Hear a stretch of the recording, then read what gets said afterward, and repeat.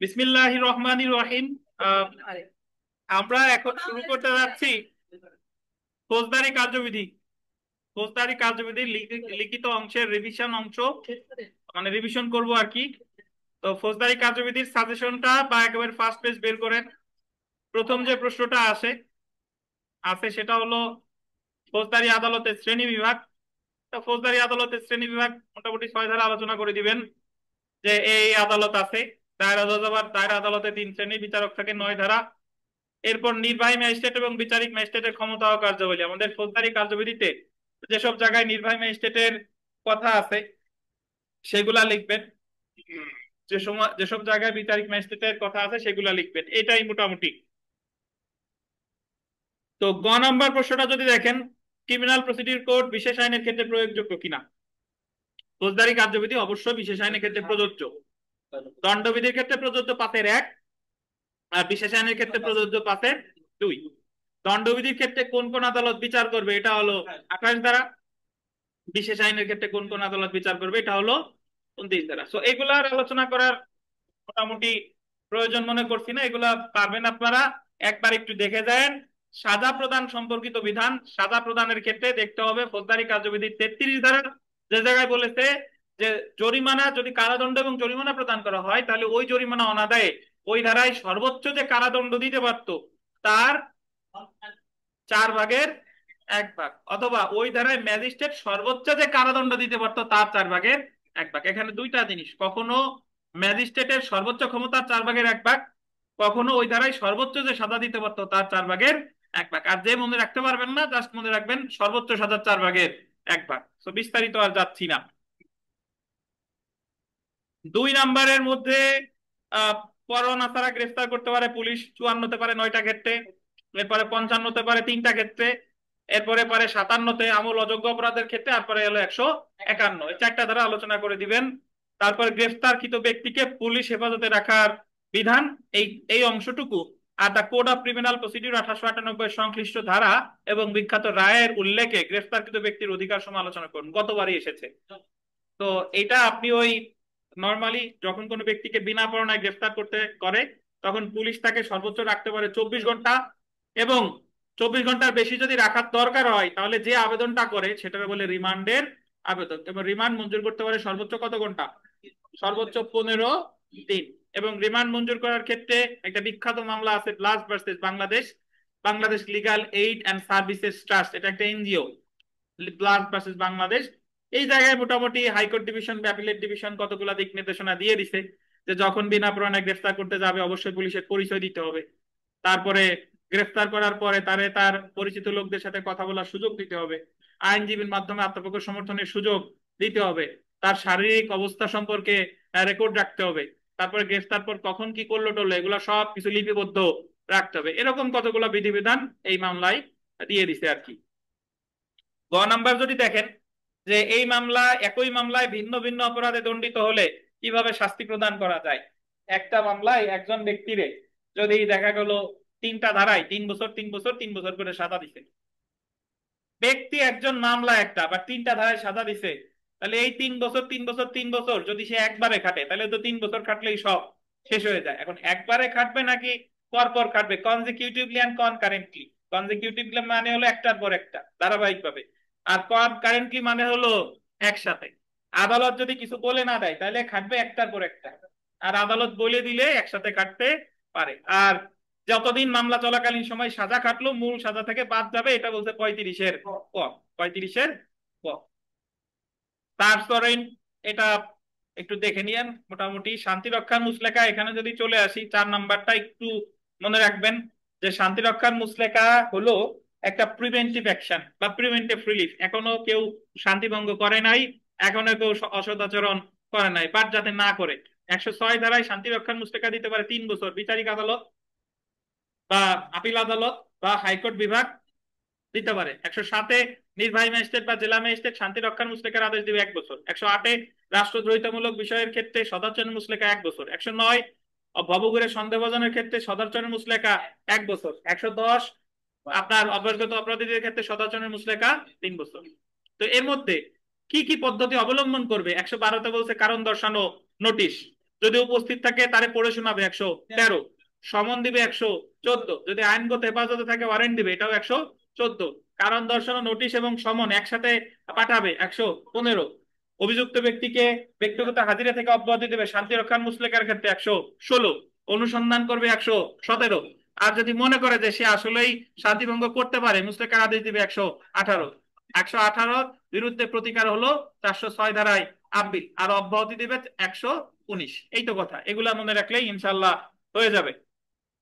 তো মুসাবিদার দরখাস্ত আর এগুলা মোটামুটি ফৌজদারিতে যে মুসাবিদার দরখাস্ত আছে, ফৌজদারির মুসাবিদার দরখাস্ত ভাই, তো এখানে এফিডেভিট নাই, শুধু আদালতের নাম দিবেন, মামলা নাম্বার, এরপর চলে যাবেন বাদী পক্ষে বা আসামি পক্ষে বিনীত নিবেদন, এই যে।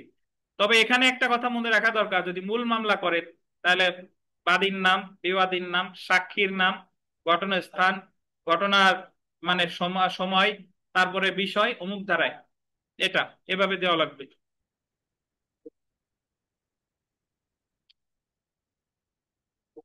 পরের প্রশ্নটা বেশ গুরুত্বপূর্ণ, সেটা হলো 144 and 145। 144 এর নির্দেশ আদালত কখন দেয়? যখন ইমার্জেন্সি সিচুয়েশনে, যখন উভয় পক্ষের হানাহানি বা আপনার যে শান্তি শৃঙ্খলা বিঘ্নিত হতে পারে এরকম কোন ঘটনার সূত্রপাত হয়, সেই ক্ষেত্রে 144 ধারায় শর্তাধীন আদেশ দিতে পারে নির্বাহী ম্যাজিস্ট্রেট বা জেলা ম্যাজিস্ট্রেট। এটা সর্বোচ্চ বহাল থাকে কতদিন? 2 মাস। এখন ভাই একটা জিনিস আপনাদের এখানে পড়ানো হয় নাই, বাট ক্লাস টেস্টে দিছিলাম, যেটা হলো যে চট্টগ্রামের একটা আসামি, তারে অরেঞ্জ সহ গ্রেফতার করছে বরিশালের বাকেরগঞ্জে, এবং বরিশালের বাকেরগঞ্জের যে চিফ জুডিশিয়াল ম্যাজিস্ট্রেট, মানে বরিশালের চিফ জুডিশিয়াল বা চিফ মেট্রোপলিটন ম্যাজিস্ট্রেট তারে জামিন দিছে। এই জামিনটা বৈধ হয়েছে কিনা? আপনার অধিকাংশই সঠিক লিখেছেন, বাট এই জায়গায় মেইনলি আমার আলোচনা করতে হবে 85 আর 86। কত কত বলেন? 85 আর 86। ধরেন ওয়ারেন্ট অনুসারে যদি যে আদালত ওয়ারেন্ট ইস্যু করছে তার চেয়ে বাইরের আদালতে গিয়ে ওই ওয়ারেন্টটারে কার্যকর করে দেখতে হবে 20 মাইলের মধ্যে কিনা। যদি 20 মাইলের মধ্যে হয় তাহলে যে আদালত ওয়ারেন্ট ইস্যু করছিল সেই আদালতে হাজির করবে, এটা বলছে 85 ধারায়। আর যদি 20 মাইলের বেশি হয় তাহলে যে এলাকায় তারা গ্রেফতার করছে সেই এলাকার জেলা পুলিশ সুপারিনটেন্ডেন্ট বা নির্বাহী ম্যাজিস্ট্রেট অথবা পুলিশ কমিশনারের কাছে হাজির করবে, সরাসরি কোর্টে নিবে না। নির্বাহী ম্যাজিস্ট্রেট বা জেলা পুলিশ সুপারিনটেন্ডেন্ট বা পুলিশ কমিশনার, তাহলে তাদের কাছে হাজির করার পরে তারা দেখবে এটা কি জামিন যোগ্য নাকি জামিন অযোগ্য। যদি জামিন যোগ্য হয় তাহলে ওই আসামিরে জামিন দিতে পারবে। তাহলে আমি যদি এইভাবে চিন্তা করি যে চট্টগ্রাম থেকে বরিশালের দূরত্ব 20 মাইলের বেশি, তাহলে ওই আসামিকে প্রথমে হাজির করতে হবে বাকেরগঞ্জের নির্বাহী ম্যাজিস্ট্রেট অথবা বরিশালের জেলা পুলিশ সুপারিনটেন্ডেন্টের কাছে। ধরেন এসপি সাহেবের কাছে নিয়ে গেল, এসপি সাহেব দেখবে এটা কি জামিনযোগ্য কিনা। যদি জামিনযোগ্য হয় তাহলে তারা ধার্য তারিখে, ওই চট্টগ্রামে ধার্য তারিখে হাজির হওয়ার জন্য জামিন দিবে।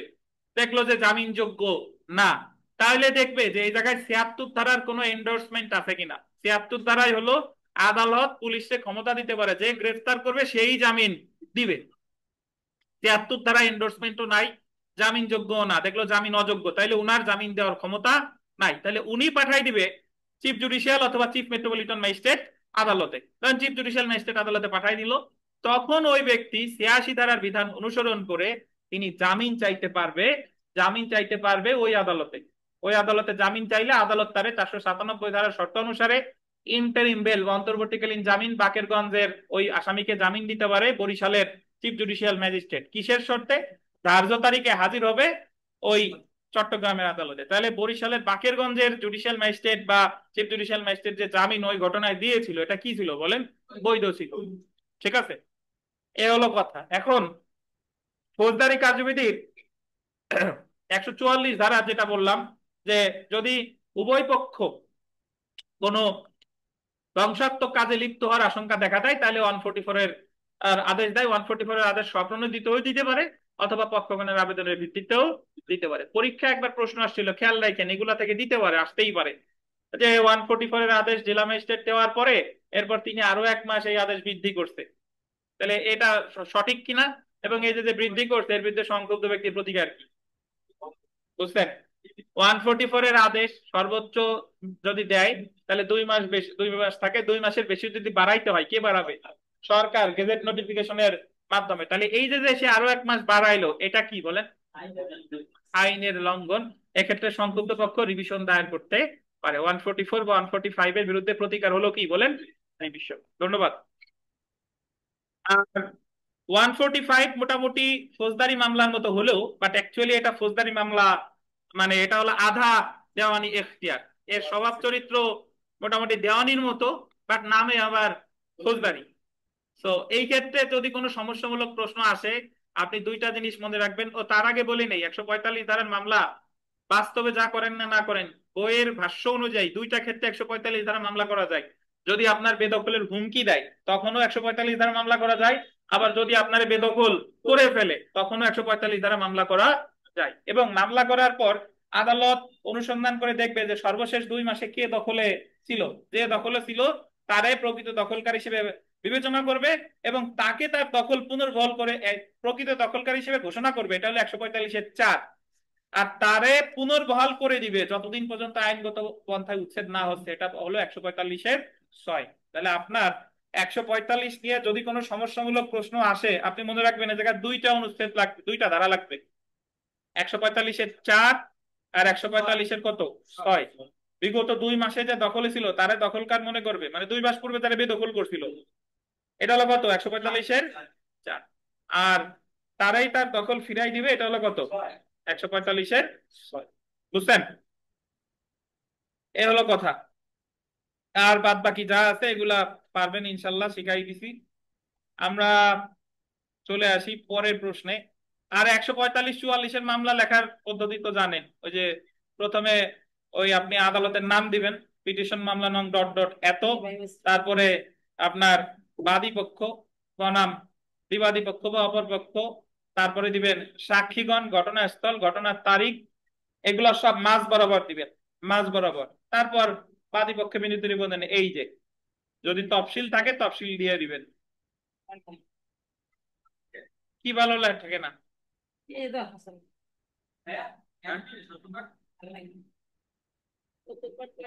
এখন অনেক কিছুই ভালো থাকবে না, কি করবেন আসেন।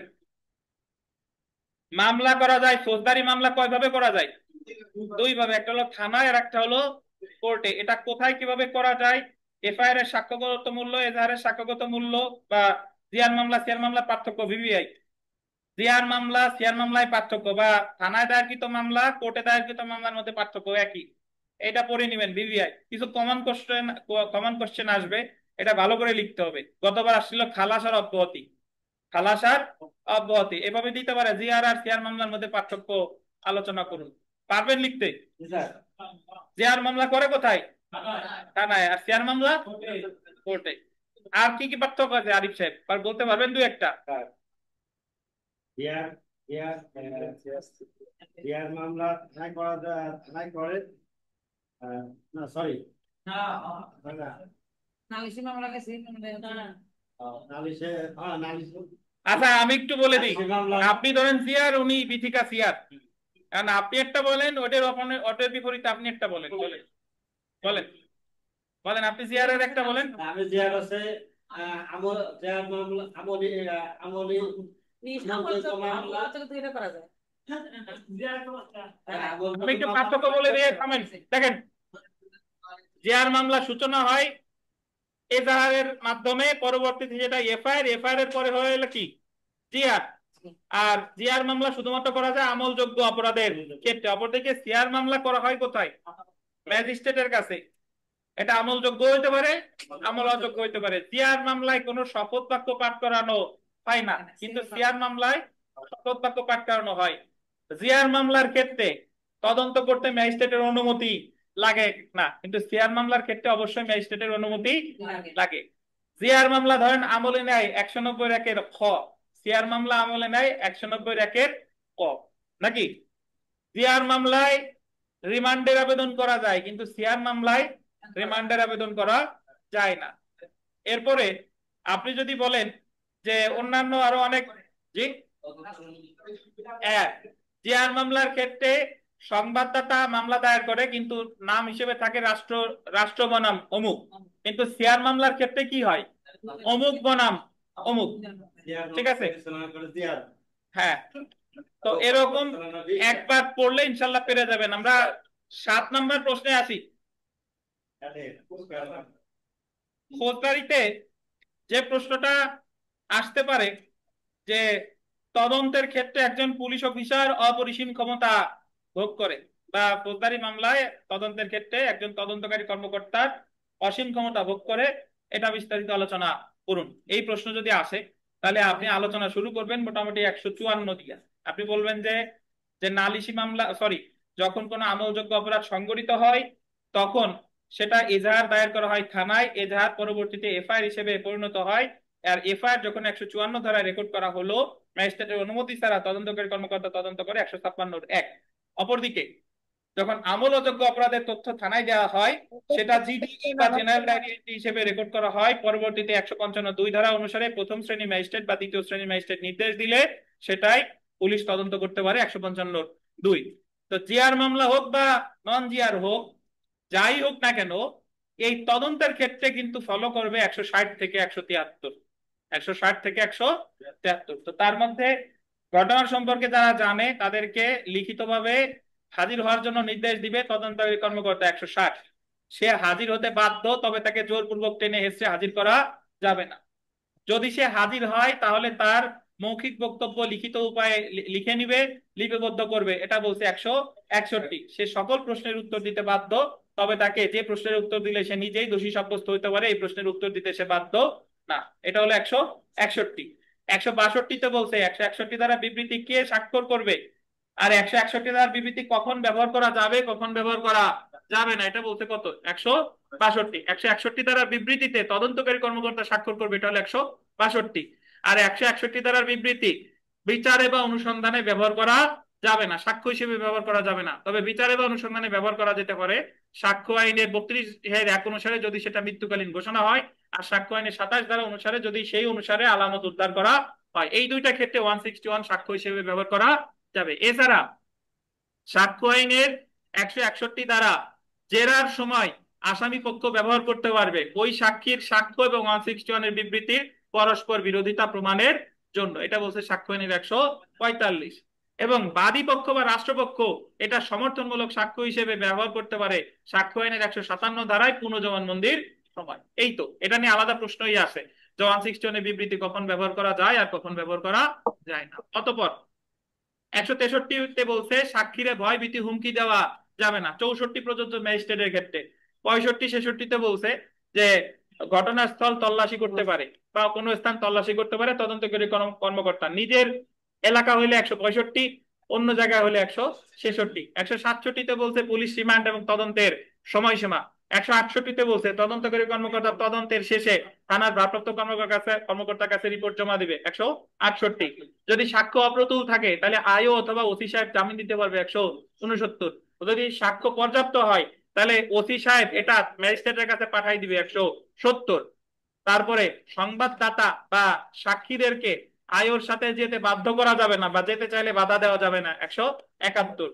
পুলিশ ডায়েরি আছে কত, 172। পুলিশ ডায়েরি আসামি দেখার অধিকারী হবে না, তবে পুলিশ যদি স্মৃতি পুনর্জীবিত করে তাহলে আসামি পক্ষের আইনজীবী দেখতে পারে। এরপরে পুলিশ রিপোর্ট আছে, যদি ঘটনার তদন্ত করে সত্যতা পায় যে পুলিশ রিপোর্ট জমা দেয় একে বলে চার্জশিট, আর সত্যতা না পায় যে রিপোর্ট জমা দেয় এটাকে বলে কি, ফাইনাল রিপোর্ট। তাই আলোচনার পরিশেষে বলা যায় যে পুলিশি মামলা তদন্তের ক্ষেত্রে তদন্তকারী কর্মকর্তা অসীম ক্ষমতা ভোগ করে থাকে।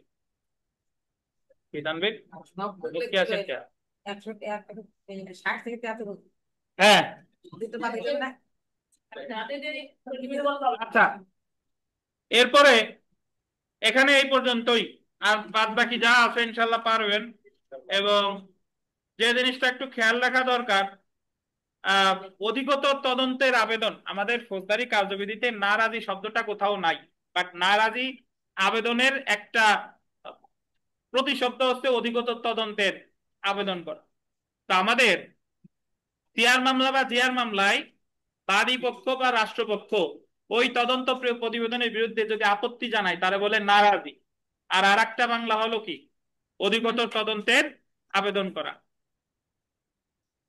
তো নারাজিটাও একটু দেখে নিয়ে আসছে। 164 দোষ স্বীকার, এটা 164 ধারাটা দেখে নিয়েন। এই বিথিকা বলেন দোষ স্বীকার কাকে বলে, দ্রুত বলেন। নিজের দেশ নিতে শিখে জানে সবই শিখতে মানে নিজের দেশ ভাই আমি বলে দিই, 144 থেকে শুরু, 144 যে 144 45 এই অংশটা গুরুত্বপূর্ণ। আর গুরুত্বপূর্ণ হলো 154 থেকে 205 ডি, 154 থেকে 205 ডি। আর একটা হলো 241 ক থেকে 265 পর্যন্ত, 265 ঠ। এই দুই অংশ যদি পড়েন ইনশাল্লাহ এখান থেকে একটা পাওয়া যাবে। 154 থেকে 205 ডি, এটা হলো এক অংশ। আর একটা হলো 241 ক থেকে 265 ঠ।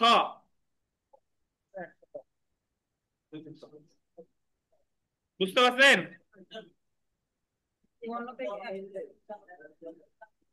আচ্ছা, এখন দোষ স্বীকার কাকে বলে? দোষ স্বীকার, কোন আসামি নিজের দোষ নিজে স্বীকার করলে সেটারে বলে দোষ স্বীকার। ম্যাজিস্ট্রেট দোষ স্বীকার রেকর্ড করে 164 ধারায়, আর কত ধারার বিধান অনুসারে? 364 ধারার বিধান অনুসারে। দোষ স্বীকার রেকর্ড করার আগে আপনার পরীক্ষার সময় যদি বলে দোষ স্বীকারের রেকর্ড করার পদ্ধতি আলোচনা করুন, এই জায়গায় আপনি তো 164 উপধারাগুলো লিখতে পারবেন না, মানে আপনার মনে না থাকারই কথা। তাহলে আপনি এইভাবে আলোচনা করে দিবেন, 164 ও 364 ধারার বিধান অনুসারে দোষ স্বীকার রেকর্ড করার পদ্ধতি সম্পর্কে নিম্নে আলোচনা করা হলো। এখন আপনি স্টার দিয়ে দিয়ে লিখে নেবেন। কি লিখবেন? যে দোষ স্বীকারের আগে ম্যাজিস্ট্রেট তারে সতর্ক করে দিবে, যদি আপনি দোষ স্বীকার করেন আপনার বিরুদ্ধে সাক্ষ্য হিসেবে ব্যবহৃত হতে পারে। যদি সে এটা মেনে নিয়ে দোষ স্বীকার করে তাহলে তার দোষ স্বীকার রেকর্ড করতে পারে। তারপরে দোষ স্বীকার রেকর্ড করতে হবে নির্ধারিত ফরমে। দোষ স্বীকারে স্বাক্ষর করবে, ওই দোষ স্বীকার করার পর আসামিও করবে, ম্যাজিস্ট্রেটও করবে। দোষ স্বীকার রেকর্ড করা হবে আদালতের ভাষা, আসামির ভাষা, অথবা কি ইংরেজি ভাষা। বুঝতে পারছেন? সাদা কাগজে বা ফাঁকা কাগজে দোষ স্বীকার রেকর্ড করা যাবে না। এই তো এইগুলাই। আর দোষ স্বীকারের সাক্ষ্যগত মূল্য যদি আপনি বলেন, যে যদি ম্যাজিস্ট্রেটের কাছে দোষ স্বীকার করে সেটার বলে জুডিশিয়াল কনফেশন। যদি আদার দেন ম্যাজিস্ট্রেট, ম্যাজিস্ট্রেট ব্যতীত অন্য কারো কাছে করে তাহলে এক্সট্রা জুডিশিয়াল কনফেশন। আর যদি একবার দোষ স্বীকার করে তারপর যদি প্রত্যাখ্যান করে এটাকে বলে রেট্রাক্টেড কনফেশন। তো আপনি এইভাবে বলবেন, ধরেন আপনার কেস রেফারেন্স কিছুই মনে নাই, সেক্ষেত্রে আপনি বলবেন যে উচ্চ আদালতের নজিরে আছে যে বিচারিক দোষ স্বীকারের সাক্ষ্যগত মূল্য সবচেয়ে বেশি, এবং বিচারিক দোষ স্বীকার যদি সত্য স্বেচ্ছা প্রণোদিত হয়ে থাকে তাহলে বিচারিক দোষ স্বীকারের উপর ভিত্তি করে আসামিদের সাজা দেওয়া যেতে পারে। এই সেম কথাই ঘুরাই ফিরাই তিনটে চারটে দিয়ে দিবেন, তাহলে এই তো কেস রেফারেন্স হয়ে গেল। সবই উচ্চ আদালতের নজির অনুসারে। যে জায়গায় আপনার কেস রেফারেন্স মনে নাই সে জায়গাও একটু উচ্চ আদালতের নজির অনুসারে এই কথাটা আছে। দুই চার কথা এইভাবে দিয়ে দেন, বাট এই জিনিসগুলো দিয়ে দেন শেষের দিকে, প্রথম দিকে দিয়েন না। এটা তার জন্যই প্রযোজ্য যার কিছু মনে নাই। জি আচ্ছা, তাই বলে একেবারে হাবিজাবি লেখেন না। আচ্ছা দেখেন, আইনের মধ্যে আইন এইগুলো লিখতে হবে। হ্যাঁ, আমরা আবার লেখেন না বিথিকা বিশ্বাস বনাম আরিফ বিশ্বাস, দুইজনই কিন্তু বিশ্বাস।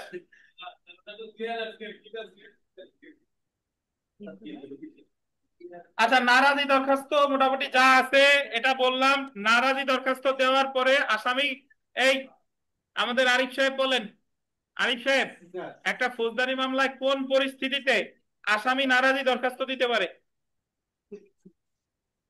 তা না দিতে পারে যখন ওই যে পুলিশ তদন্ত 173 জমা দেয় কোর্টে, কোর্টে জমা দেওয়ার পরে।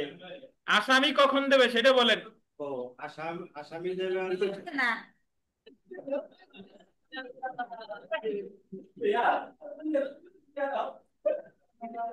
জি বলুন। ঠিক বলেন। আসামি আর বাদী আমি শুধু আমি কইছি না আমি কোন আচ্ছা, আসামি অ্যাকচুয়ালি নারাজি দরখাস্ত দিতে পারে না। আসামির যেটা প্রতিকার, তিনি ডিসচার্জের আবেদন করতে পারে, কিন্তু তিনি নারাজি দিতে পারে না, এ হলো কথা। আর নারাজি দরখাস্ত দেওয়ার পরে ম্যাজিস্ট্রেট কি করবে এটা ম্যাজিস্ট্রেটের বিবেচনামূলক ক্ষমতা। তিনি আমলে নিতে পারে, তিনি অধিকতর তদন্তের নির্দেশ দিতে পারে, তিনি অনুসন্ধানের নির্দেশ দিতে পারে, তিনি নারাজি দরখাস্ত প্রত্যাখ্যান করতে পারে। আর নারাজি দরখাস্ত যদি প্রত্যাখ্যান করা হয় তাহলে প্রতিকার আবার দুইটা, রিভিশন অথবা কি বলেন, নতুন মামলা করতে পারে অথবা রিভিশন। এ হলো কথা, একবার পড়লেই বুঝে যাবেন। এবং নারাজি লেখার নমুনা দেখেন আপনি, এখানে মাননীয় জুডিশিয়াল ম্যাজিস্ট্রেট আদালত অমুক, সূত্র এত, জিয়ার মামলা নং এত, মানে আমি কোন মামলার প্রেক্ষিতে নারাজি দিচ্ছেন সেই মামলাটা লিখবেন। যদি এখানে রসুলপুর থানার মামলা নং, নর্মালি জিয়ার মামলায় থানার মামলা নাম্বার একটা থাকে, জিয়ার মামলা নাম্বার একটা থাকে, বাট আপনি যদি ভুলে যান শুধু জিয়ার মামলা দিলেও হবে, সমস্যা নাই। আর এটা যদি সিয়ার মামলার নারাজি হতো তাহলে সূত্র সিয়ার মামলা নাম্বার এত, রাষ্ট্র ডট ডট বাদী বনাম ওয়াইজেড সমান সমান হচ্ছে আসামিগণ। আপনি জিয়ার মামলা হইলেই বাদী সবসময় কি লিখবেন, রাষ্ট্র। আর এই তো বাদী পক্ষের নারাজি, এরপর বলে দিবেন যে কেন কেন নারাজি চান, একবার পড়লেই বুঝবেন যে তার তদন্ত প্রতিবেদন দেওয়া উচিত ছিল এত এত ধারায়, বাট সে দিছে এত এত ধারায়, তো কেন নারাজি দিচ্ছেন এটা বলে দিবেন আর কি। এরপরে চলে আসেন 10 নম্বর প্রশ্ন, পুলিশ প্রতিবেদন কি? এটার ব্যাখ্যার প্রয়োজন মনে করছি না, পুলিশ প্রতিবেদন মোটামুটি ভালো জানেন। তদন্ত শেষে তদন্তকারী কর্মকর্তা যে প্রতিবেদন জমা দেয় তাকে পুলিশ প্রতিবেদন বলে। পুলিশ প্রতিবেদন কখনো চার্জশিট, কখনো কি ফাইনাল রিপোর্ট। আর পুলিশ ডায়েরি আছে 172 ধারায়, তদন্তকারী কর্মকর্তা তদন্ত প্রতিবেদনের বিস্তারিত যে যে ডায়েরিতে লিপিবদ্ধ করে তাকে পুলিশ ডায়েরি বলে। আর পুলিশ ডায়েরিতে কি কি অন্তর্ভুক্ত থাকে, কোন স্থানে গেল, কোন স্থান থেকে আসলো, বিস্তারিত এই সব কিছু থাকে। পুলিশ ডায়েরি নর্মালি কেউ দেখার অধিকারী না, বাট পুলিশ ডায়েরি দেখতে পারে। পুলিশ যদি তার স্মৃতি পুনর্জীবিত করে সেই ক্ষেত্রে আসামি পক্ষের আইনজীবী পুলিশ ডায়েরি দেখে ওই ব্যক্তিকে জেরা করতে পারে এবং পরস্পর বিরোধিতা প্রমাণ করতে পারে। এটাই অনুসন্ধান বা বিচারের স্থান, এটা বেশ গুরুত্বপূর্ণ। বেশ কয়েকটা ধারা আমি সংক্ষেপে বলে যাই। 177 থেকে 189, যে জায়গায় অপরাধ হয়েছে সেই জায়গায় মামলাটা করতে হবে, এটা হলো 177। যে জায়গায় অপরাধ সংঘটিত হয়েছে আর পরিণাম বা ফলাফল যেখানে দেখা দিয়েছে এই দুই জায়গার যে কোনো এক জায়গায় মামলা করতে হবে, বা 3 জায়গার যে কোনো এক জায়গায়, বা 4 জায়গার যে কোনো এক জায়গায়, এটা হলো 179। যেরকম আঘাতপ্রাপ্ত হয়েছে গোপালগঞ্জে, খুলনা মেডিকেল হসপিটালে 10 দিন ছিল, এরপর ঢাকা মেডিকেল হসপিটালে 10 দিন থাকার পর মারা গেছে, তাহলে মামলা গোপালগঞ্জ, খুলনা বা ঢাকা মেডিকেল, ঢাকার যে কোনো এক জায়গায় হতে পারে। এটা হলো 179। 182-তে বলতে যে অপরাধ সংগঠনের স্থান যদি অনিশ্চিত হয়, অপরাধটা আংশিক এক জায়গায় আংশিক আর এক জায়গায়, অপরাধটা যদি চলমান থাকে তাহলে মামলা যে কোনো এক জায়গায় করা যেতে পারে। এটা হলো 182। এছাড়া আর কতগুলো বিধান আছে। 181-তে বলছে যে চুরি যে করে, চুরি যে মানে চুরি যেখানে করে বা চুরাই মাল যে জায়গা পাওয়া যায়, দুই জায়গা যে কোনো এক জায়গায় মামলা হতে পারে। 181-তে বলছে অপহরণ যে জায়গায় সংগঠিত হয় আর আসামিরে যে জায়গায় পাওয়া যায় যে কোনো এক জায়গায় মামলা হতে পারে। আর অপরাধজনক বিশ্বাসভঙ্গ বা আত্মসাৎ যেখানে করে, যেখানে সম্পত্তি রাখা হয়েছে বা যেখান থেকে উদ্ধার করা হয়েছে যে কোনো এক জায়গায় মামলা হতে পারে। এগুলা বলছে সব 181 ধারায়। লাস্টের 188 ধারাটা মনে রাখবেন। 188 ধারায় বলছে যে যদি কোনো বাংলাদেশি বাংলাদেশের বাইরে কোনো অপরাধ করে তাহলে তার বিচার বাংলাদেশে করা যাবে। আবার বাংলাদেশি নিবন্ধিত জাহাজ বা উড়োজাহাজে যদি কেউ অপরাধ করে সেটা পৃথিবীর যেখানেই থাকুক না কেন, পৃথিবীর যে দেশেরই নাগরিক হোক না কেন, তার বিচার বাংলাদেশে করা যাবে। দেখেন গতবারের আগের বার একটা প্রশ্ন আসছে যে মামলা বিচারার্থে গ্রহণ বলতে কি বোঝায়। এই জায়গায় বিচারার্থে গ্রহণ বলতে অনেকে মামলা লিখে ফেলছে ওই ম্যাজিস্ট্রেট আদালতের বিচার পদ্ধতি, বাট ইংরেজি যখনই আপনার বাংলা নিয়ে কনফিউশন সৃষ্টি হবে তখন চলে যাবেন ইংরেজি অংশে। এখন যদি বলেন বাংলাই বুঝিনি আর ইংরেজি কেমনে বুঝবো। অপরাধ আমলে নেওয়া, এটার আর একটা প্রতিশব্দ হলো বিচারার্থে গ্রহণ, আর এটার ইংরেজিতে বলে টেকিং কগনিজেন্স। বুঝছেন? যদি বিচারের কথা বলতো তাহলে ওই অংশে ট্রায়াল শব্দটা থাকতো, কিন্তু এই জায়গা যে জায়গা বলছে বিচারার্থে গ্রহণ, ইংরেজি অংশে লেখা আছে টেকিং কগনিজেন্স। তাহলে কগনিজেন্সের কথা বললেই কত ধারা? 190 ধারা। 190 ধারায় কয়টা উৎসের উপর ভিত্তি করে আমল নাই? 3টা। নালিশি মামলা হলে 190 ক, পুলিশ রিপোর্ট হলে 190 ক, স্বপ্রণোদিত হলে 190 ক, আর জিয়ার মামলা হলে 190 গ, আর নন জিয়ার হলে 190 উম। তাহলে তাহলে লিখে দিয়ে আসবেন, নাকি আরিফ সাহেব উনি মাথা জুলাই।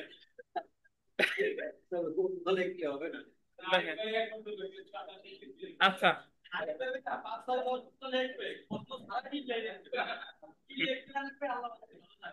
আচ্ছা শুনেন, যদি পরীক্ষায় প্রশ্ন আসে দায়রা আদালত অপরাধ আমলে নিতে পারে কিনা,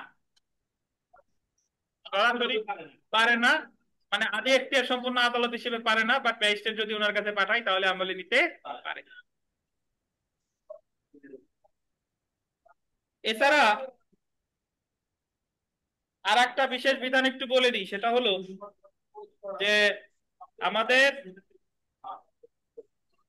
আমলে নেওয়ার ক্ষেত্রে যে বিশেষ বিধান, শুনেন, আমলে নেওয়ার ক্ষেত্রে যে বিশেষ বিধান, এই বিশেষ বিধানটা নরমালি যে কেউ মামলা দায়ের করতে পারে, তবে কিছু কিছু মামলা আছে বিশেষ ব্যক্তিকে দায়ের করতে হয়, অন্য কোনো ব্যক্তি করলে হবে না। 195, 196, 197, 198, 199, 195-তে বলছে সরকারি কর্মকর্তাকে এই মামলাটা করতে হবে, বা যদি কোনো আদালতে মিথ্যা সাক্ষ্য দেয়, জাল দলিল দেখায়, ওই আদালতকে এই মামলাটা করতে হবে, এটা বলছে 195। রাষ্ট্রদ্রোহিতার মামলা সরকার কর্তৃক বিশেষ অভিযোগ যারা তৈরি করে দিবে সেটা ছাড়া আমলে নেওয়া হবে না, 196। বিচারকের বিরুদ্ধে বা সরকারি কর্মচারীর বিরুদ্ধে মামলা করলে সরকারের অনুমতি ছাড়া আমলে নিবে না, 197। চুক্তিভঙ্গ, মানহানি, দ্বিগামিতা এই মামলাগুলো সংক্ষুব্ধ ব্যক্তি না করলে আমলে নিবে না, 198। ব্যভিচারের মামলা বা বিবাহিত নারীকে ফুসলে নিয়ে যাওয়া, এটা স্বামী করতে পারবে, বা স্বামীর অনুপস্থিতিতে ওই স্ত্রী যাদের দখলে ছিল তারা দায়ের করতে পারবে, 199।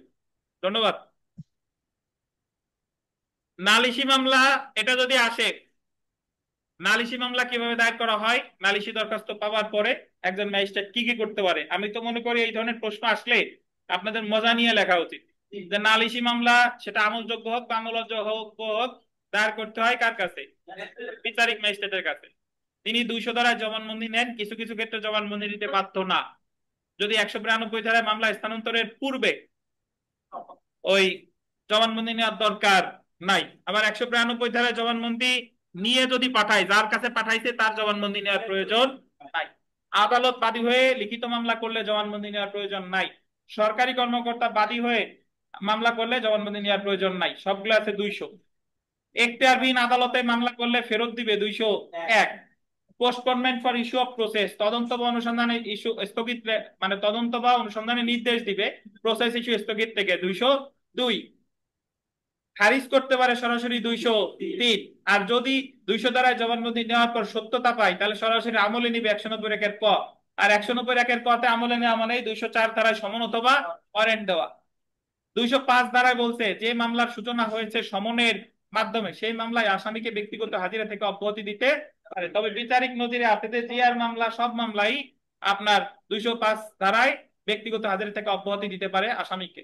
আর 205D তো ভিভিআই, যে একই বিষয় নিয়ে যদি নালিশি মামলা আর জিআর মামলার তদন্ত চলমান থাকে তাহলে ম্যাজিস্ট্রেট জানা মাত্র নালিশি মামলার তদন্ত স্থগিত করবে এবং পুলিশ রিপোর্ট তলব করবে। পুলিশ রিপোর্ট আসার পরে যদি দেখে নালিশি মামলার আসামিদের সাথে চার্জশিটের আসামির মিল আছে, তাহলে তিনি দুইটা মামলা একসাথে করে মার্জ করে একসাথে করে পুলিশ রিপোর্টের ভিত্তিতে দায়ের করা হয়েছে বলে চালাই যাবেন। আর যদি দুইটা মামলা আসামিদের মিল না থাকে তাহলে ওই মামলা ওই মামলার গতিতে, এই মামলা এই মামলার গতি। বুঝছেন?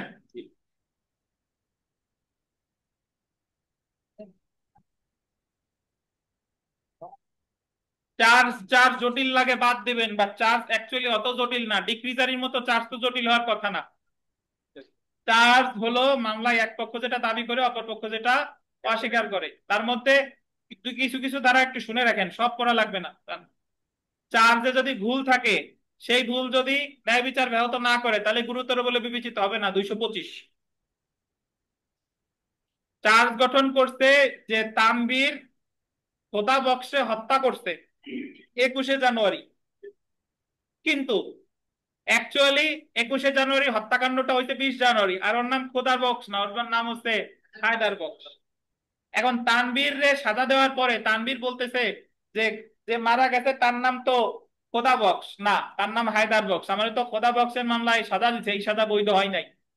তখন আদালত বলবে যে এখানে আদালত ক্লারিক্যাল মিস্টেক করছে, তুমি চার্জ গঠনের পরে নাই হায়দার বক্সের জায়গায় খোদা বক্স লিখছে, 20-এর জায়গায় 21 লিখছে, বাট তুমি মামলায় চার্জ গঠনের আগে পুলিশ রিপোর্ট বলো, পোস্টমর্টেম রিপোর্ট বলো, ইভেন তুমি যখন এফআইআর করা হয়েছে, জামিন নিছো, সব জায়গায় নাম ছিল হায়দার বক্স। সো চার্জে বিচারক ভুল করছে, এই ভুলটা গুরুতর বলে বিবেচিত হবে না। তো তোমার সাজা বৈধ আছে। এটা হলো কত, 225।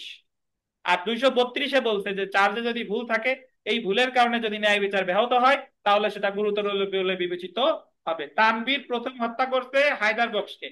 হায়দার বক্সকে হত্যা করার জন্য তানভীরকে খোদা বক্স গ্রেফতার করতে গেলে সে খোদা বক্সও গ্রেফতার করছে। তাহলে প্রথম গ্রেফতার করতে মানে মেরে ফেলছে, প্রথম সে মেরে ফেলছে, তানভীর প্রথমে মেরে ফেলছে হায়দার বক্সকে, পরে মারছে কারে, খোদা বক্সকে। এখন খোদা বক্সের হত্যা মামলার বিচার হইছে, কিন্তু এই বিচারে তানভীরের সাজা দিছে। কিন্তু এই খোদা বক্সের মামলায় যে সকল সাক্ষীরা সাক্ষ্য দিছে সবাই হলো আগের মামলার সাক্ষী, হায়দার বক্সের মামলার সাক্ষী। তাহলে বলেন তো এই সাজাটা বৈধ হয়েছে কিনা? তাহলে আপিল আদালত বলবে যে খোদা বক্সের মামলায় যদি সাজা দিতে হয় তাহলে সাক্ষ্য দিতে হবে কাদের, খোদা বক্সের মামলার সাক্ষীদের। যেহেতু ওই মামলার সাক্ষীরা সাক্ষ্য দেয় নাই, তাই আদালত এই চার্জ বাতিল করে দিতে পারে। কত ধারায়, 232 ধারায়। বুঝছেন? পৃথক পৃথক অপরাধের জন্য পৃথক চার্জ 233। আর 233-এর ব্যতিক্রমে আলোচনা করছে 234, 35, 235, 36, 39। 34, 35, 36, 39। 34-এ বলছে একজন ব্যক্তি অনধিক 3টা অপরাধ যদি 12 মাসের মধ্যে করে তাহলে একসাথে তার বিচার করা যাবে। 35-এর একে বলছে একজন ব্যক্তি একই কাজের অংশ হিসেবে যদি অনেকগুলো অপরাধ করে তাহলে ওই একজন ব্যক্তির বিচার একসাথে করা যাবে। এটা হলো 235-এর 1। 235-এর 2 এর উদাহরণটা ভিভিআই। এই জায়গা বলছে যে কাজ একটা, বাট এটা দণ্ডবিধির 2টা ধারায় সংজ্ঞায়িত অপরাধ। যে সে আঘাত করছে একজনরে, এখন এটা 323 হয়, 352 হয়। এটা আঘাত হয়, ক্রিমিনাল ফোর্স হয়। আদালত আঘাত এবং ক্রিমিনাল ফোর্স 2টা ধারায় তারে সাজা দিতে পারে। এটা হলো 235-এর কত বলেন, 2। 235-এর 3 পড়া লাগবে না, 235-এর 36 পড়ে, 236 সরি। যদি সন্দেহ হয় সবগুলো নিয়ে চার্জ গঠন করবে অথবা যে কোনো একটা, তবে একবার যদি একটাই চার্জ গঠন করে তাহলে বাকিগুলো চার্জ গঠন করা মানে বাকিগুলো একটাই চার্জ গঠন করে যদি বিচার করে তাহলে আবার বাকিগুলো চার্জ গঠন করে বিচার করা যাবে না, তখন 403 ধারা এটা বাড়িত হবে। 239 ভিভিআই।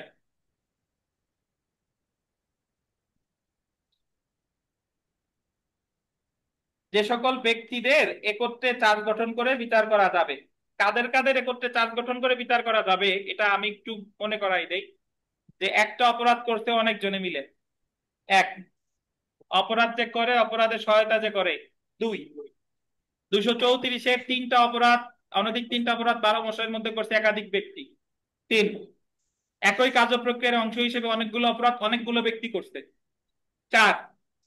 চুরি যে করে, বিশ্বাসভঙ্গ যে করে, চোরাই মাল যে রাখে, একসাথে বিচার করা যাবে, 5। চোরাই মাল গ্রহণ যে করে 411, চোরাই মাল লুকিয়ে যে রাখে 414, একসাথে বিচার করা যাবে, 6।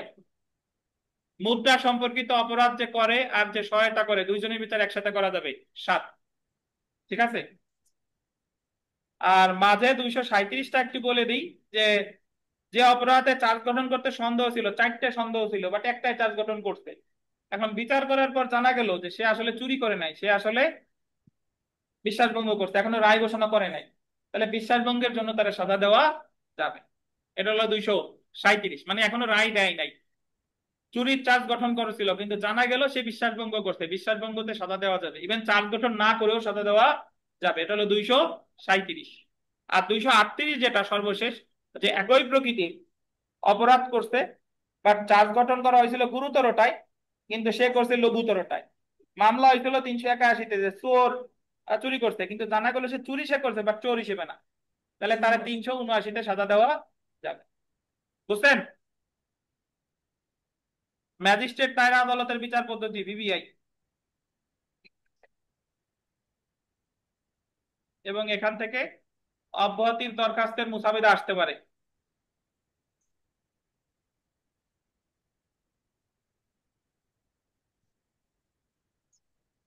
আপনাদের এতদিনে মুখস্থ হয়ে যাওয়ার কথা। ম্যাজিস্ট্রেট আদালতের বিচার পদ্ধতি বলছে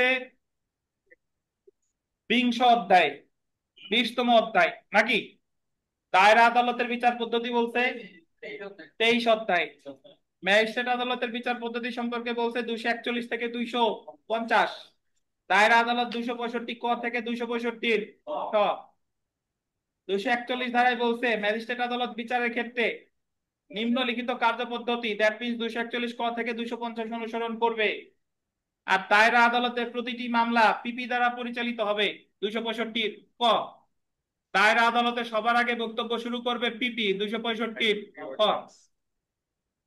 ম্যাজিস্ট্রেট আদালত অব্যাহতি দিবে 241 ক। অব্যাহতি দেওয়ার সময় আসামির বক্তব্য শুনবে, বাদী পক্ষের বক্তব্য শুনবে, সকল কাগজপত্র দেখবে, কিন্তু আসামির কোনো কাগজ দেখবে না। নজরুল ইসলাম বনাম রাষ্ট্র। বুঝছেন?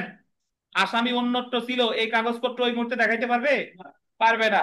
পারবে না। কোথায় বলছে? নজরুল ইসলাম বনাম রাষ্ট্র। অব্যাহতি দেখ বা না দেখ, সংক্ষুব্ধ ব্যক্তির প্রতিকার কি? রিভিশন। অপরদিকে দায়রা আদালত অব্যাহতি দেয় 265 গতে। সেম কাজটা দায়রা আদালত করে 265 গ। ভাষা ভাষা প্রশ্ন যেভাবে আসবে সেইভাবে।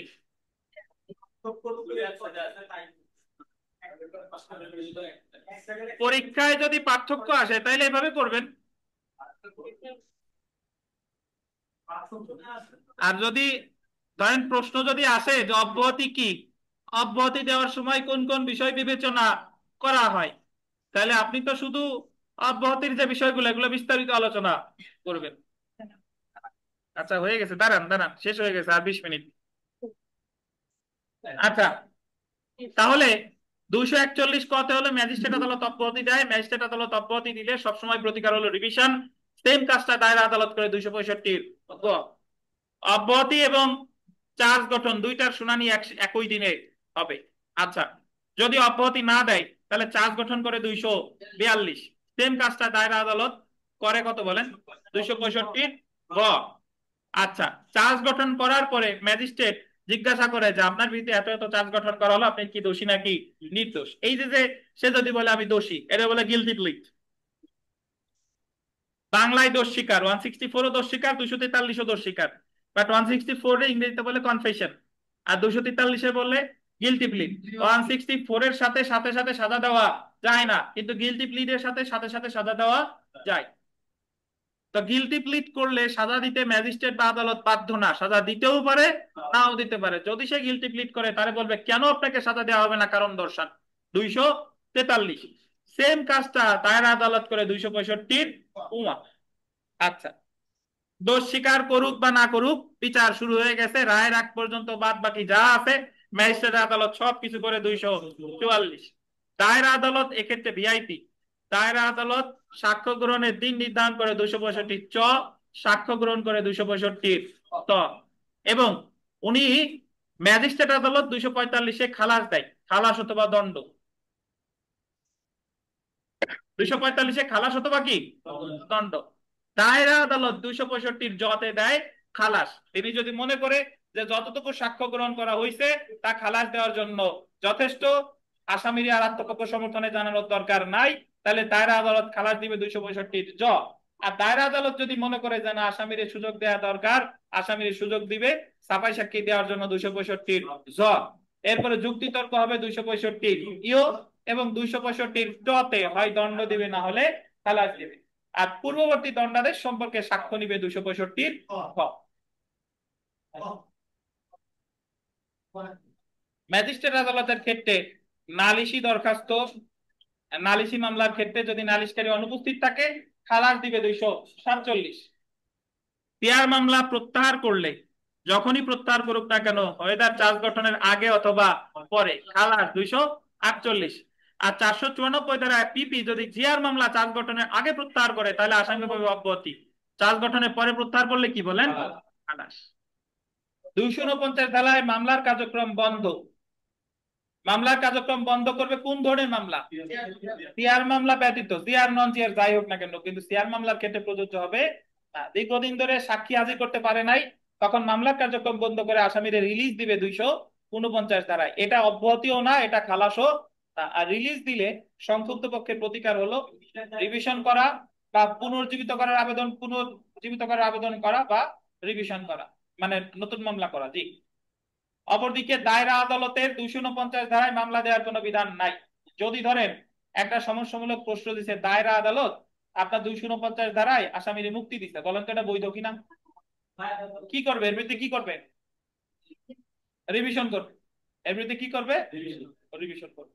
250 ধারায় বলছে যে মিথ্যা তুচ্ছ মামলার ক্ষেত্রে তারে কারণ দর্শাইতে বলবে যে কেন বাদী তোমার সাজা দেওয়া হবে না, ক্ষতিপূরণ 1000 টাকা, তৃতীয় শ্রেণী ম্যাজিস্ট্রেট হলে কত 500 টাকা। এটা দিতে না পারলে কারাদণ্ড, বিনাশ্রম কারাদণ্ড কত 1 মাস বা 30 দিন। এবং এটার সাথে সাথে ইন এডিশন টু 3000 টাকা জরিমানা অথবা 6 মাসের কারাদণ্ডের নির্দেশ দিতে পারে।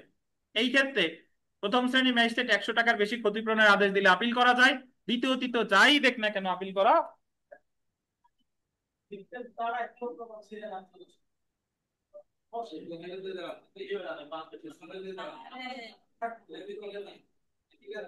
আচ্ছা, অব্যাহতির দরখাস্তটা ভালোভাবে শিখে যাবেন। অব্যাহতির মুসাবেদা, জি, বিজ্ঞ চিফ মেট্রোপলিটন ম্যাজিস্ট্রেট আদালত, এই মামলা নাম্বার, এই কস টাইটেল লিখতে পারবেন, বা ভিতরে কিছু গদ বাঁধা কথা আছে, এইগুলো একটু শিখে যেতে হবে। যে 161 এর বিবৃতি নিয়ে সেই জায়গায় বাদী পক্ষের মানে সাক্ষীর স্বাক্ষর নিতে, এটা একটা। তারপর জব্দ তালিকায় জব্দ করার সময় সে কোনো মানে স্থানীয় সাক্ষী উপস্থিত ছিল না, তাই জব্দ তালিকা বৈধ হয় নাই। তো তারপরে বলবেন এই আসামির এজাহারে কোনো নাম নাই, এই টাইপের কতগুলো তথ্য দিয়ে দিবেন, তাই অব্যাহতি যাবেন। বুঝছেন?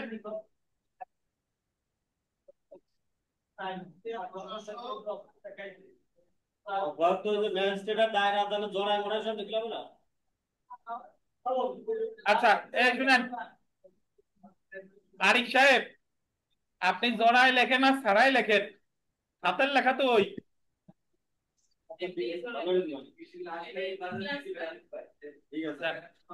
আচ্ছা, যান যান যান যে পড়েন। আচ্ছা, ট্রায়াল ইন অ্যাবসেন্সিয়া, আসামির অনুপস্থিতিতে বিচার। যারে কোনোদিন গ্রেফতার করা যায় নাই, যারে কোনোদিন নিজে হাজির হয় নাই, তার জন্য তো কোনো মামলা আজীবন থেমে থাকবে না। তাহলে তারে প্রথম 87 ধারা অনুসারে দেবে হুলিয়া। হুলিয়া জারি করা যায় 3টি উপায়ে: আসামির বাসস্থানে ঘোষণা দিয়ে, আসামির বাসস্থানে লটকিয়ে, আর আদালত প্রাঙ্গণে লটকিয়ে। হুলিয়ায় সর্বনিম্ন সময় 30 দিন, সর্বোচ্চ সীমার উল্লেখ নাই। হুলিয়া জারি করে তারপর সম্পত্তি ক্রোক করবে। এরপর 339B ধারায় সর্বনিম্ন 2টা বহুল প্রচারিত বাংলা জাতীয় দৈনিকে বিজ্ঞপ্তি দিবে। তারপরেও যদি হাজির না হয়, তারপর আসামির অনুপস্থিতিতে বিচার শুরু করবে। তবে যে কোনোদিন হাজির হয়েছে তার ক্ষেত্রে এই বিধিবিধানগুলো প্রযোজ্য হবে না। এ হলো ট্রায়াল ইন অ্যাবসেন্সিয়া। মীমাংসাযোগ্য, মীমাংসা অযোগ্য, এগুলার মানে মনে করতেছি না, এগুলো একবার একটু দেখলেই পেরে যাবেন। Doctrine of double Jio party, এটা বিবিআই। একবার যাকে, শুনেন, একবার যাকে কোনো বিচারে দণ্ড বা খালাস দেওয়া হয়েছে, ওই ব্যক্তিকে দ্বিতীয়বার যদি সেম অপরাধের জন্য বিচারের সম্মুখীন করা হয়, তাহলে দ্বিতীয় বিচারটা কি হবে? বাড়িতে হবে। তবে এটা প্রযোজ্য যে ক্ষেত্রে কাউকে দণ্ড বা খালাস দেওয়া হয়েছে। যদি কাউকে মুক্তি দেওয়া হয়, অব্যাহতি দেওয়া হয়, সেই ক্ষেত্রে 403 ধারার বিধানাবলী প্রযোজ্য না। এবং এই বড় করবেন এইভাবে যে ফৌজদারি কার্যবিধির 403 ধারায় যে বিধানটা আলোচনা করা হয়েছে, সেম বিধান দেওয়ানি কার্যবিধির 11 ধারায়, সাক্ষ্য আইনের 40 ধারায়, সুনির্দিষ্ট প্রতিকার আইনের 29 ধারায়, সংবিধানের 35-2 ধারায়, এবং ফৌজদারি কার্যবিধিতে আছে কত ধারায়? 403 ধারায়। এবং এই নীতিটাকে বলে নেমো ডিবেট বিস ভেক্সারি, নেমো ডিবেট বিস ভেক্সারি। ঠিক আছে? এবং এই জায়গায় কতগুলো মৌলিক কথা আছে, একটু যদি দেখে যান বুঝবেন। বিষয়টা হলো যে কয়েকটা উদাহরণ আছে। কেমনে? যে আঘাত করতে 326-এর মামলায় সাজা দিয়ে ফেলছে, এরপরে ওই আঘাতে যদি মারা যায়, তার বিরুদ্ধে হত্যা মামলা করা যাবে কিনা? যাবে, হত্যা মামলা করা যাবে। যদি মামলা চলাকালীন সময় মারা যেত, তাহলে চার্জ পরিবর্তন হয়ে হয়ে যেত ওইটা কি 302। বুঝছেন? হত্যা মামলায় খালাস দিছে, পরে জানা গেল সে দস্যুতাও করছিল, দস্যুতার বিচার করা যাবে কিনা? যাবে, কারণ দস্যুতার হত্যা টোটালি আলাদা। বুঝছেন? দস্যুতায় খালাস দিছে, পরে জানা গেল ডাকাতি করছিল, বিচার করা যাবে কিনা বলেন? যাবে?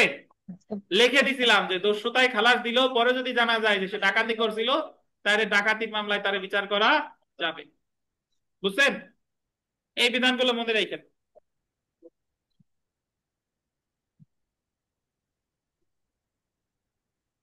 আমরা আপিলে চলে আসি। আপিল, আপিল জাস্ট কিছু জিনিস গুরুত্বপূর্ণ, এটা একটু মনে রাখেন। কোন কোন ক্ষেত্রে আপিল চলে না একটু পড়েন। আপিল চলে না 412-তে দোষ স্বীকারের ক্ষেত্রে, 413-তে মিথ্যা তুচ্ছ শাস্তির ক্ষেত্রে। মিথ্যা তুচ্ছ শাস্তি দায়রা আদালত যদি 50 টাকা জরিমানা করে, সরি, দায়রা আদালত যদি 1 মাস কারাদণ্ড দেয়, আর দায়রা আদালত বা প্রথম শ্রেণীর ম্যাজিস্ট্রেট এরা যদি 50 টাকা জরিমানা করে, তাহলে আপিল করা যায় না। আর জরিমানা অনাদায়ে যদি কারাদণ্ড দেয়, ওই কারাদণ্ডের বিরুদ্ধেও আপিল করা যায় না। এগুলো আছে কততে? 413। আর 414 ধারায় বলছে যে সামারি ট্রায়ালে যদি শুধু 200 টাকা পর্যন্ত অর্থদণ্ড দেওয়া হয়, তাহলে আপিল করা যায় না। তবে কারাদণ্ডের সাথে অর্থদণ্ড দিলে আবার আপিল করা যাবে।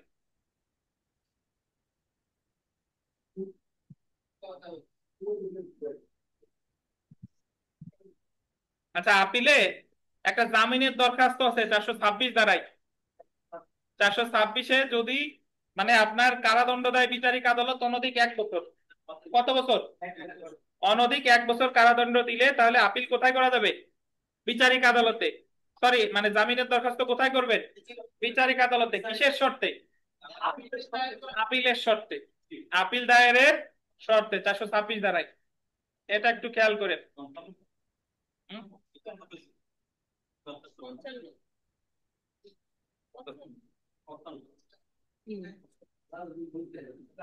আর দণ্ডাদেশ খালাস, দণ্ডাদেশ খালাস এবং অপরাধপ্রাপ্ত এগুলো আর পড়লাম না, যা পড়া আছে এমনি একটু দেখেন। রিভিশনটা বিবিআই, ফৌজদারি রিভিশন।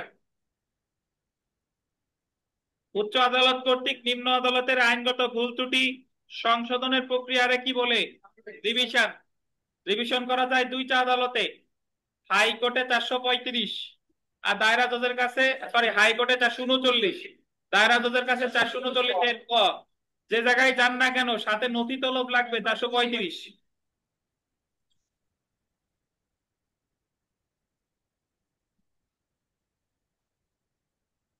যদি বলে যে রিভিশন আদালত কখন অধিকতর অনুসন্ধানের নির্দেশ দিতে পারে, 436 ধারায় যদি অব্যাহতির বিরুদ্ধে রিভিশন করে, যদি খারিজের বিরুদ্ধে রিভিশন করে, তাহলে রিভিশন আদালত অধিকতর অনুসন্ধানের নির্দেশ দিতে পারে 436 ধারায়, অন্য কোনো ক্ষেত্রে পারে না।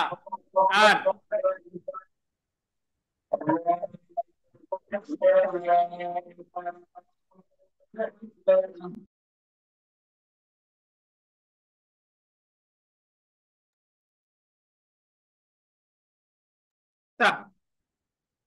আপিল আদালতে জামিন চাইবেন 426 ধারায়, আর রিভিশন আদালতে জামিন চাইবেন 435 ধারায়।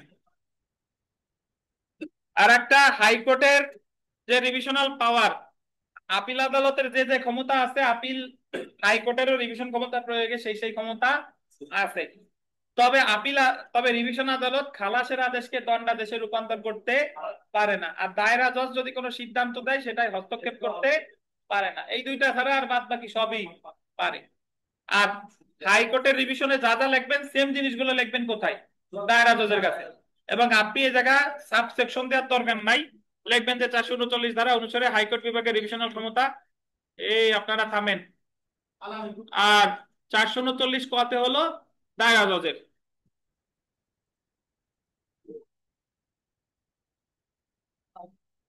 জামিনটা বিবিআই, জামিনের দরখাস্ত বিশেষ করে বিবিআই। জামিনে মোটামুটি যাই আসুক না কেন পারবেন, জামিনের দরখাস্তটা দেখি।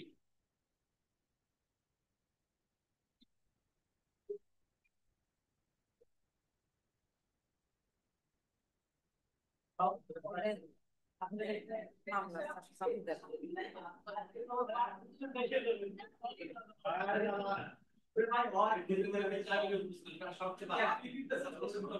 আরে 100 বড় কাজ আছে মনে করেন। কুফে খাওয়া, কুফে খাওয়া। 500 টাকায় কুফে খাওয়া। এই আমি কি আপনারে প্রশ্ন ধরে দিব? না স্যার, আমি তো যা করা আছে 500 টাকায় কুফে সব করে বলা হয়।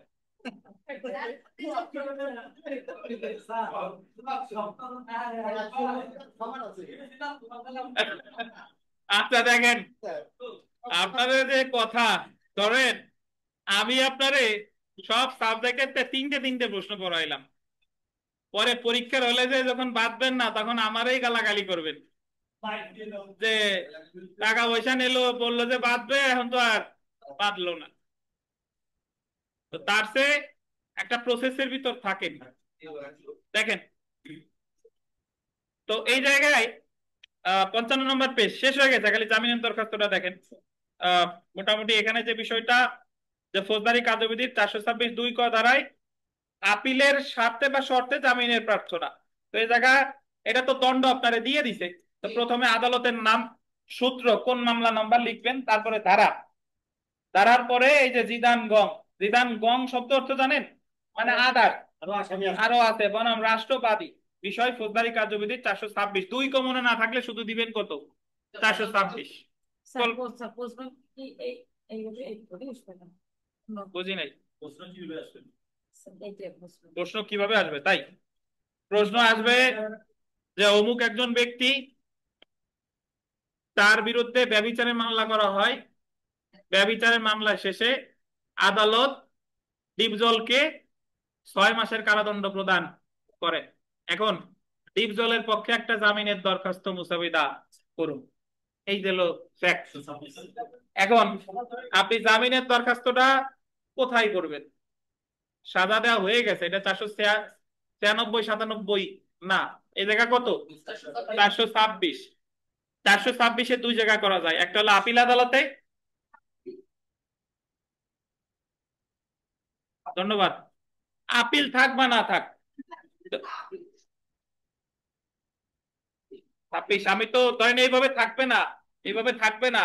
পরীক্ষায় আমি যে ফ্যাক্ট বললাম যে অমুক মামলায় বিচারে 6 মাস সাজা দিছে, এখন তার জামিনের দরখাস্ত প্রার্থনা করুন। এখন 426-এ যদি মানে সরি সাজা তখন দিয়ে ফেলছে, তখন তো আপনি আপিলের সাথেই তো জামিন চাইবেন। ওই 426-এ চাইবেন হয় বিচারিক আদালতে, যেহেতু 6 মাস। আর 426-এ যদি না মানে বিচারিক আদালতে না চান, তাহলে আমার চাইতে হবে কোথায়? আপিল আদালতে। দুই জায়গায় যে কোনো এক জায়গায় আপনার চাওয়া লাগবেই। বুঝতে পারছেন? আপিল কথাটা যে থাকবে এমন কোনো কথাই জায়গা নাই, বলেন। কোর্টের নাম হয়ে গেল। 98-তে আসি না এখন, ধৈর্য ধারণ করে।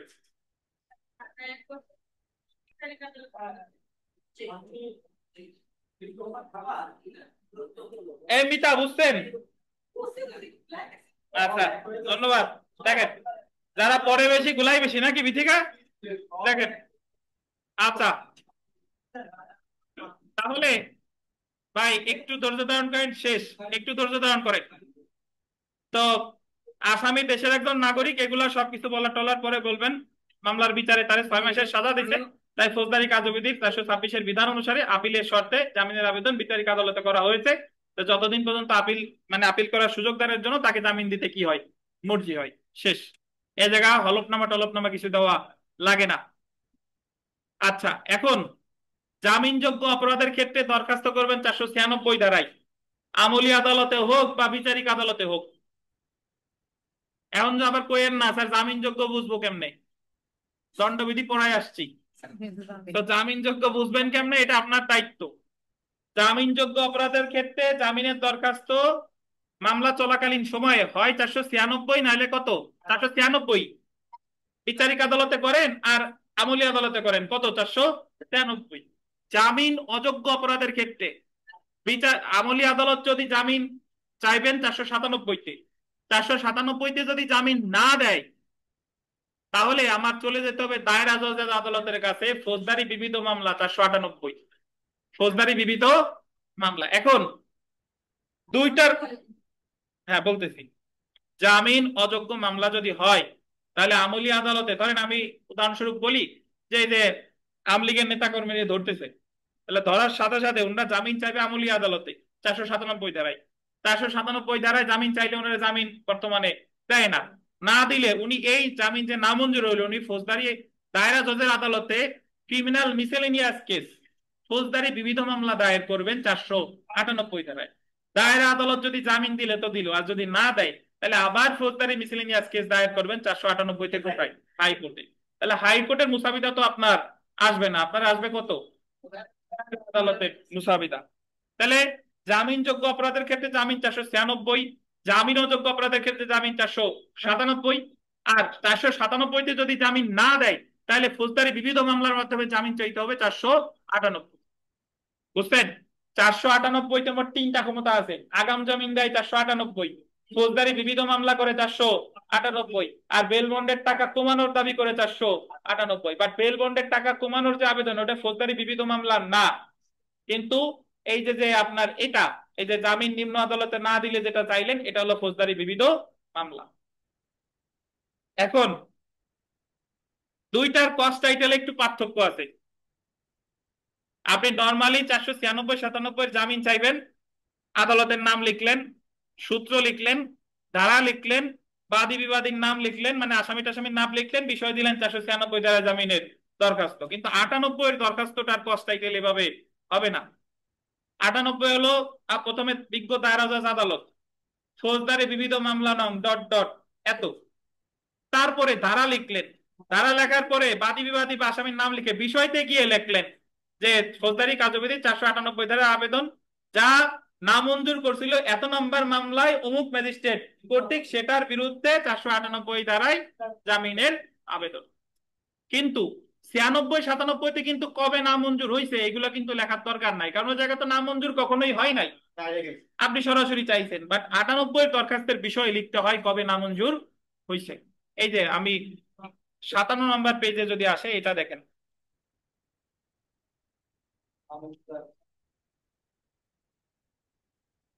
মোকাম বিজ্ঞ জেলা ও দায়রা জজ আদালত ঢাকা। এই যে দেখেন, ফৌজদারি মিস কেস নাম্বার এত, সাভার থানার মামলা নং এত, ধারা এত। তারপরে বিষয়তে আসেন, গত এত তারিখে বিজ্ঞ মহানগর ম্যাজিস্ট্রেট ঢাকা কর্তৃক উত্তরখান থানার মামলা নং এত অভিযুক্ত আবেদনকারী জামিনের দরখাস্ত নামঞ্জুর হওয়ায় উক্ত আদেশের বিরুদ্ধে ফৌজদারি কার্যবিধি 498 ধারায় অভিযুক্ত দরখাস্তকারী পক্ষে জামিনের আবেদন প্রসঙ্গে। সুজন, বুঝছেন না?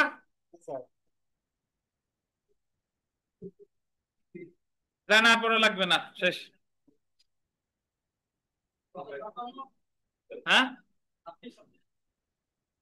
526, 526 যারা পারেন পড়েন, এমনি যারা দুর্বল তাদের জন্য 526 পড়া লাগবে না।